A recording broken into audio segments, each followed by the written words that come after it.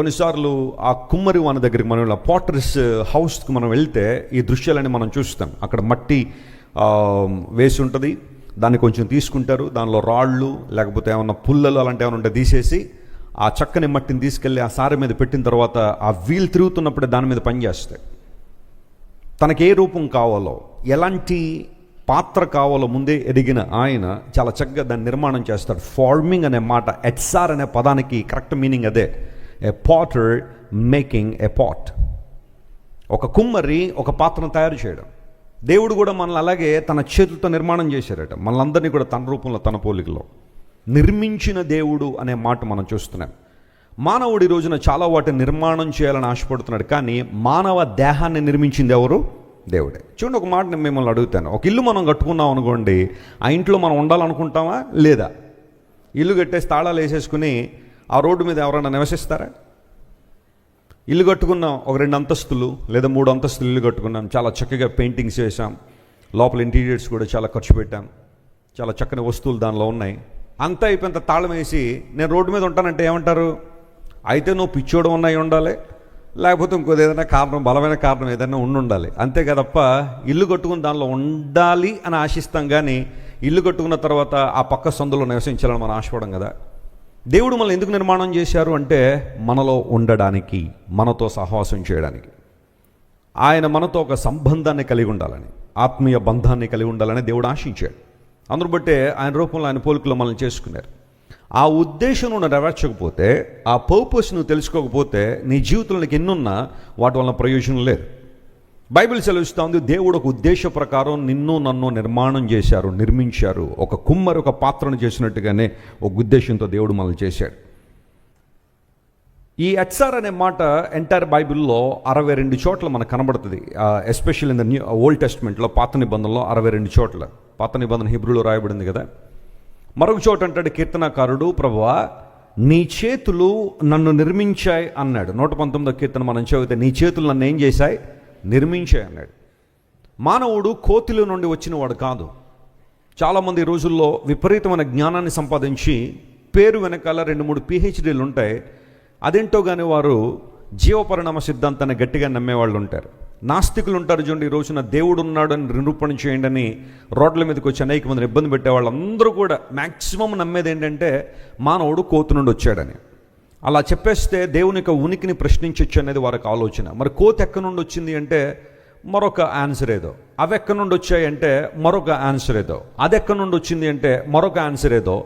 ఆఖరికి ఆ లింక్ అంతా మనం తీసుకుని వెళ్తే వారు చెప్పే మాట ఏంటంటే, పూర్వదినాల్లో కొన్ని వేల సంవత్సరాల క్రితం లేదా కొన్ని కోట్ల సంవత్సరాల క్రితం బిగ్ బ్యాంగ్ అనేది జరిగింది, అక్కడ నుంచి సమస్తం వచ్చింది అని అక్కడ వరకు వెళ్ళి అక్కడ ఆగిపోతారు.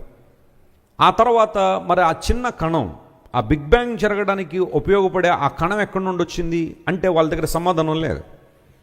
సైన్స్ కొన్నిసార్లు మనిషి జీవితాన్ని సుగమం చేస్తుంది అనుకుంటాం, కానీ ఆ సైన్స్ నుండి దేవుణ్ణి ప్రక్కన పెట్టేస్తే చాలా కాంప్లికేటెడ్ థియరీస్ ఉంటాయి. దేవుణ్ణి నమ్మినప్పుడే సైన్స్కి అర్థం ఉంది, విజ్ఞానానికి అర్థం ఉంది. నేను చాలాసార్లు మీకు చెబుతున్నాను, సైన్స్ గొప్పదా దేవుడు గొప్పవాడు అంటే ఖచ్చితంగా దేవుడే గొప్పవాడు. ఎందుకోసం అంటే ఆయన సృష్టించిన వస్తువులను ఆలోచించడమే సైన్స్. పక్షులు ఉన్నాయి కాబట్టి పక్షులను అధ్యయనం చేసే శాస్త్రం ఉంది. చెట్లు ఉన్నాయి కాబట్టి చెట్లను అధ్యయనం చేసే శాస్త్రం ఉంది. మనిషి ఉన్నాడు కాబట్టి హ్యూమన్ ఆంథ్రోపాలజీ అధ్యయనం చేసే శాస్త్రం ఉంది. నక్షత్రాలు ఉన్నాయి కాబట్టి నక్షత్ర శాస్త్రం, ఖగోళ శాస్త్రం ఉంది. జీవులు ఉన్నాయి కాబట్టి, లేదా సూక్ష్మ క్రిములు ఉన్నాయి కాబట్టి సూక్ష్మ క్రిములను అధ్యయనం చేసే శాస్త్రం, బ్యాక్టీరియాలజీ, ఇవన్నీ కూడా ప్రపంచంలో ఉన్నాయి. అంటే మానవుడు సృష్టించబడిన వస్తువులను ఆలోచన చేసి అవే గొప్ప అనుకుంటే వాటిని కలుగు చేసిన దేవుడు చాలా గొప్పవాడు అనేది బైబిల్ చెబుతున్న మాట. పౌలు మహాశయుడు కూడా అంటాడు, if you want to know the eternal power of God and his divinity, think about this universe.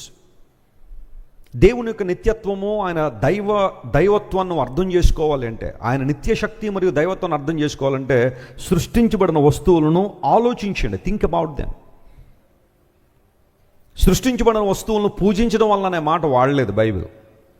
లేదా వాటికి నీ తల ఉంచి నిలబడి వాటి ముందు నేను చాలా తక్కువ అని అనుకోవడం వల్ల కాదు నువ్వు సృష్టికర్తను తెలుసుకునేది.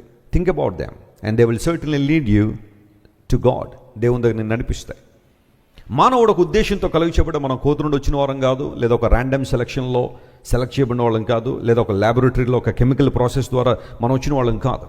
దేవుడు ఒక ఉద్దేశంతో మళ్ళీ అందరు నిర్మాణం చేశాడు. ఒకవేళ కొంతమంది అనుకున్నట్టుగా మానవుడు కోతి నుండే కనుక వచ్చి ఉంటే, లేదా ఒక ల్యాబొరేటరీలో కనుక మనం తయారు చేయబడి ఉంటే, ఈ లోకంలో పుట్టిన ఏ మనిషికి కూడా పర్పస్ లేదు, పుట్టిన ఏ మనిషికి పరమార్థం లేదు. జంతువులు ఎలాగో మనం కూడా అలాగే అన్నట్టుగానే బ్రతకాలి. కానీ బైబిల్ మనకిచ్చిన ఒక డిగ్నిటీ ఏంటంటే, we are far greater than animals and birds and reptiles and all the living creatures on this earth. ఈ భూమి మీద ఉన్న సకల ప్రాణుల కన్నా మానవ జన్మ చాలా చాలా ఉత్కృష్టమైన జన్మ. ఎందుకు మానవ జన్మ ఉత్కృష్టమైంది అంటే, సర్వోత్తమమైనది అంటే, మానవుడు దేవుని రూపంలో ఆయన పోలికలు ఏం చేయబడ్డాడు, కలుగు చేయబడ్డాడు. ఇదే మాటను దేవుని వాక్యం ధృవీకరిస్తోంది. తాను నిర్మించిన మనిషిని దేవుడు ఏదెను అనే తోటలో దేవుడు ఉంచాడు. దేవుడు మనిషిని కలుగు చేశాడు కాబట్టి మనిషికి కావలసిన ప్రాథమిక అవసరాలన్నీ కూడా ఎవరు తీర్చారో, దేవుడే తీర్చాడు. ఎక్కడైనా ఆదాం అడిగినట్టుందా, ప్రభువా నాకు మంచి తోట కావాలి, లేదా నాకు మంచి నీళ్లు కావాలి, మంచి ఆహారం కోసం ఈ వృక్ష సంపద అంతా సృష్టించు, నాకు సమ్మర్లో ఈ ఫ్రూట్స్ కావాలి, వింటర్లో అవి కావాలి, ఇప్పుడు ఈ వాటర్ తాగుతాను, కొంచెం 2-3 నెలల తర్వాత ఆ వాటర్ కావాలని ఏదైనా అడిగినట్టు బైబిల్లో మనం చూస్తామా? God provided everything that Adam needs. ఆదాముకు కావలసిన సమస్తాన్ని కూడా దేవుడే ఏం చేశాడు, సమకూర్చాడు. ఆఖరికి తనకు కావలసిన సాటి అయిన సహాయాన్ని కూడా దేవుడే ఏం చేశాడు, తీసుకొచ్చాడు. ఆదాము ఎక్కడ అడిగి ఉండకపోవచ్చు, ప్రభువా నాకు సాటి అయిన సహాయం లేదు, చాలా ఇబ్బంది పడిపోతున్నాను, కొంచెం ఏదో విధంగా నాకు సాటి అయిన సహాయం కావాలని అడిగినట్టుగా ఎక్కడ మనం బైబిల్లో చూడం. కానీ God's plan is that God provided a beautiful life partner to Adam so that they could serve together. వారిద్దరూ కలిసి దేవుని ఆరాధించినట్లుగా, ఆయన గణపరిచినట్లుగా దేవుడు సాటి అయిన సహాయాన్ని ఆయనే డిజైన్ చేసి, ఆయనే ప్లాన్ చేసి ఆదాము దగ్గర తీసుకొచ్చాడు.